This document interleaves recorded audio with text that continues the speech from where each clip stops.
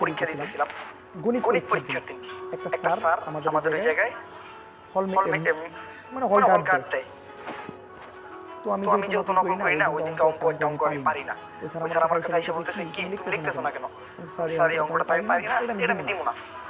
Sir আমার বললো কি যে এইভাবে লেখো। উনি আমার হেল্প করলো, যাক উনি আমার হেল্প করলো। আর স্যারটা হলো হুজুর মানুষ। মনে দেখে আমার এতই ভালো লাগছে, মানে মনে ধরে গেছে।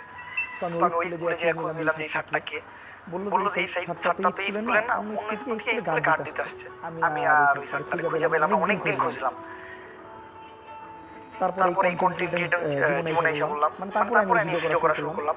3-4 বছর কেটে গেল। হঠাৎ একদিন আমার ফোনে একজনের ফোন আসা শুরু করে, জমল ভাই আমি আপনার লগে দেখা করতে চাই। জমল ভাই আমার খুব ভালো লাগে আপনার, মানে আপনার আমার খুব ভালো লাগে। জমল ভাই প্লিজ একবার দেখা করুন। দেন আমি ব্যস্ত থাকি, যার জন্য আমি মানে ডেট দিতেই থাকি যে না আজকে পারছি না, আজকে ব্যস্ত, কালকে পরশু।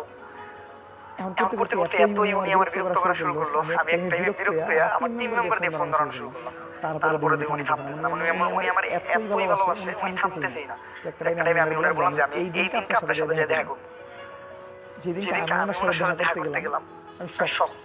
আমার ওই স্যারটা, আচ্ছা মানে একটা হুজুর মানুষ, উনি যখন আমার সামনে দাঁড়ায় আছে, আমি মনে হয় আকাশ থেকে বললাম, আমি যখন ওনার বললাম সালাম দিয়ে স্যার ভালো আছেন, উনি বললো যে ভাই আমি সেই মানুষ, আপনাদের এত ডিস্টার্ব করে ফোন দিয়ে। আমি জাস্ট মানে অবাক। আমার জীবন সার্থক ওই জায়গায় যে আমি কন্টেন্ট বানাইয়া, যে মানে আমার একটা শখ ছিল যে ওনার সাথে জীবনে যাতে আমার আরেকবার দেখা হয়। বাট উনি আমার ফোন দিয়ে আমার দেখার জন্য পাগল হয়ে গেছে। এটাই আমার জীবনের সার্থকতা। ঠিক আছে, অনেক সার্থকতার গল্প বললাম, অনেক ইউটিউবে গল্প, অনেক ব্যক্তি